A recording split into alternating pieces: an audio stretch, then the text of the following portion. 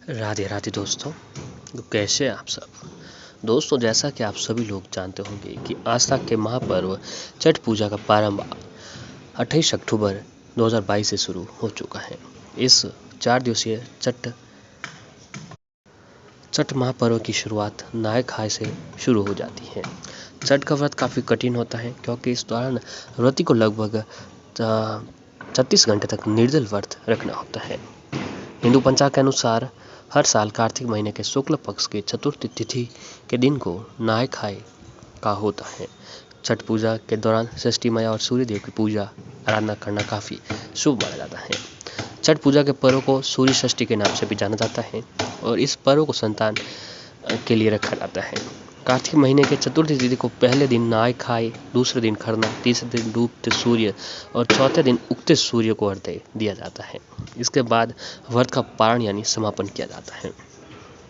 दोस्तों, ये व्रत तो विशेष रूप से बिहार राज्य और उत्तर प्रदेश राज्य में सबसे अधिक मनाया जाता है। दोस्तों, छठ पूजा जो है एक महापर्व की तरह होता है। इस दिन जो है दोस्तों महिलाएं व्रत रखती हैं अपने संतान की लंबी उम्र की कामना, संतान प्राप्ति और पति की लंबी उम्र की कामना के लिए व्रत रखा जाता है। छठ पूजा का पहला दिन नहाय खाए से शुरू हो जाता है। नहाय खाए से छठ पूजा की शुरुआत होती है और इस दिन व्रती नदी या घर में स्नान करते हैं। इसके बाद छठ व्रती प्रसाद बनाना शुरू करते हैं और इस दिन सिर्फ एक ही बार खाना खाया जाता है।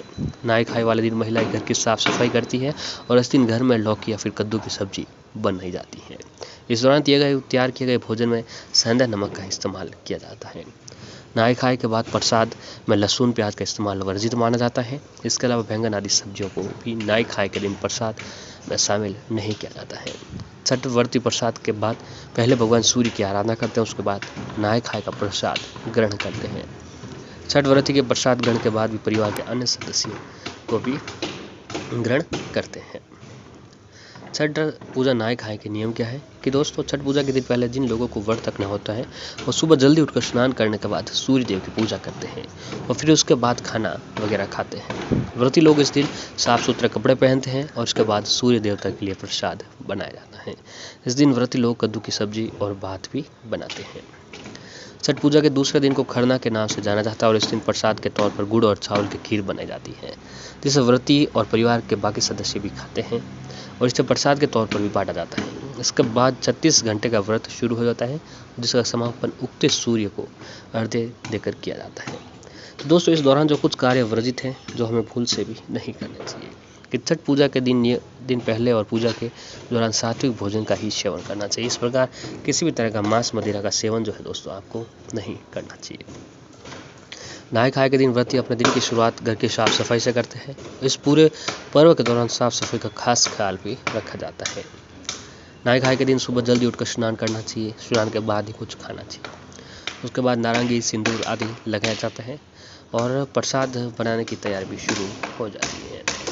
खाने में इस्तेमाल होने वाले सभी सामग्री जैसे चावल, बीन्स, सब्जियां आदि साफ और ताज़ी होनी चाहिए। उन सभी चीज़ों को झूठे और गंदे हाथों से आपको नहीं छूना चाहिए। छठ पूजा प्रसाद बनाते समय सेंधा नमक का इस्तेमाल करें। प्याज लहसुन का इस्तेमाल इसमें वर्जित माना गया है। छठी मैया और सूर्य भगवान को भोग लगाने के बाद इस प्रसाद को सबसे पहले व्रती की ओर से खाया जाता है, जिसके बाद इसे पूरे परिवार के बाकी सदस्यों में बांट दिया जाता है। छठ पूजा के दौरान भगवान सूर्य को दूध और जल अर्पित करना चाहिए और प्रसाद से भरे सूप से छठी माता की पूजा करनी ये काफ़ी शुभ माना जाता है। रात के समय व्रत कथा सुनना रात के समय जो व्रत कथा सुनना नहीं भूलना चाहिए। दोस्तों, इस दिन कुछ खास उपाय भी किए जाते हैं। जी हाँ दोस्तों, अगर आपके घर की आर्थिक स्थिति ठीक नहीं है, आप मेहनत करते हैं फिर भी जो है दोस्तों आपको अपनी मेहनत का फल नहीं मिल पा रहा है या फिर बने बनाए कार्य अटके रहे हैं, तो दोस्तों इसके लिए आपको आज के दिन जो है अपने घर पर कुछ खास उपाय जरूर करना चाहिए। जी हाँ दोस्तों, कुछ ऐसे उपाय जो होते हैं जिन्हें अगर आज छठ पूजा के दिन हम करते हैं तो दोस्तों हमारे घर में धन दौलत की प्राप्ति होने लगती है और घर में जो भी कष्ट है, जो भी संकट है, जो भी परेशानी है वह ख़त्म हो जाती है। तो इसके लिए जो है दोस्तों आपको एक काम करना चाहिए कि आप एक काम करें कि आज के दिन जो है दोस्तों गाय से जुड़ा हुआ एक छोटा सा उपाय जरूर करें कि गाय को जो है दोस्तों रोटी के साथ कुछ विशेष चीज़ आपको खिला देनी चाहिए। वो चीज़ क्या है कि उसके बारे में जान लेते नहीं है। ये उपाय जो है आप छठ पूजा के 4 दिवसीय 5 दिवसीय किसी भी दिन जो है दोस्तों ये उपाय कर सकते हैं। उपाय के लिए आपको क्या करना चाहिए कि दोस्तों, सबसे पहले जिस दिन आप घर पर जिस दिन ये उपाय करना चाहते हैं छठ पूजा दौरान, तो छठ पूजा के दौरान उस समय जो है दोस्तों एक काम करके, जब घर की पहली रोटी बनाते हैं आप, तो पहला भोग जो हमेशा जो है दोस्तों अग्नि भोग होता है। ये तो आप सभी लोग जानते होंगे कि पहला भोग हमेशा अग्निदेव का भोग होता है। मतलब जब घर की दूसरी रोटी बनती है तो दोस्तों दूसरी रोटी जो आपको गाय के नाम से रख देनी चाहिए, क्योंकि दूसरा भोग जो हमेशा गाय का भोग होता है। जी हाँ दोस्तों, दूसरा भोग हमेशा गाय का भोग होता है, तो दूसरा भोग जो है दोस्तों आपको गाय के नाम से वो रोटी रख देनी है। अब आपके घर का काम पूरा हो जाए, आप फ्री हो जाए। जी हाँ दोस्तों, घर का पूरा काम खत्म होने के बाद जो रोटी आपने गाय के नाम से लग रखी थी वो रोटी निकालें, और उस रोटी के ऊपर जो है दोस्तों सबसे पहले आप देसी घी लगाएं। जी हाँ, उस रोटी के ऊपर जो है आपको सबसे पहले देसी घी लगाना है, और देसी घी लगाने के बाद उस रोटी के ऊपर, अब देसी घी लगा दिया आपने, उस रोटी के ऊपर जो है देसी घी लगाने के बाद उस रोटी के ऊपर 7 चुटकी हल्दी डालें। जी हाँ, जो रोटी होती है उस रोटी के ऊपर 7 चुटकी हल्दी डालें, और 7 गुड़ की डली उस रोटी के ऊपर डाल देनी है। 7 चुटकी हल्दी और 7 गुड़ की डली उस रोटी के ऊपर डाल दें। अब जो है दोस्तों घर से बाहर जाएं, और जहाँ कहीं भी रास्ते में आपको गाय दिखाई दे, उस गाय को वह रोटी आपको अपने खिला देनी है। गाय को रोटी खिलाते समय आपकी जो भी परेशानी है, जो भी कष्ट है, जो भी संकट है, वो आपको बोलते हुए जो है दोस्तों गाय को रोटी खिला देनी है। और गाय के पीठ पर हाथ फेरते हुए आपकी जो भी मनोकामना है, जो भी कष्ट है, जिस काम में सफलता नहीं मिल पा रही है, वो बोलते हुए जो है दोस्तों गाय से गाय को पीठ पर हाथ फेरते हुए गाय को वहाँ से विदा कर दीजिए। दोस्तों मात्र ये काम जो है अगर आप छठ पूजा के दौरान करते हैं तो दोस्तों आपको संतान सुख की प्राप्ति होती है, और संतान आपकी सही दिशा में चलती है, और संतान और पति की दीर्घायु होती है, और वह सही रास्ते पर चलते हैं। तो ये काम आपको छठ पूजा के दौरान जरूर करना चाहिए। इस दौरान किया गया ये उपाय जो है दोस्तों कभी भी खाली नहीं जाते हैं। साथ ही इस दौरान जो है दोस्तों इस 4 दिवसीय त्यौहार पर जो है आपको गाय को हर रोज़ जो है हरी घास जरूर खिलाना चाहिए। जब भी पूजा करें तो पूजा के बाद जो है गाय को हरी घास ज़रूर खिलाएं, हरा पालक खिलाएं, और रोटी रोज़ खिलाएं। ऐसा करने से जो है दोस्तों आपके ऊपर जो भी नकारात्मक शक्ति हावी रहती है वो हमेशा के लिए खत्म हो जाती है।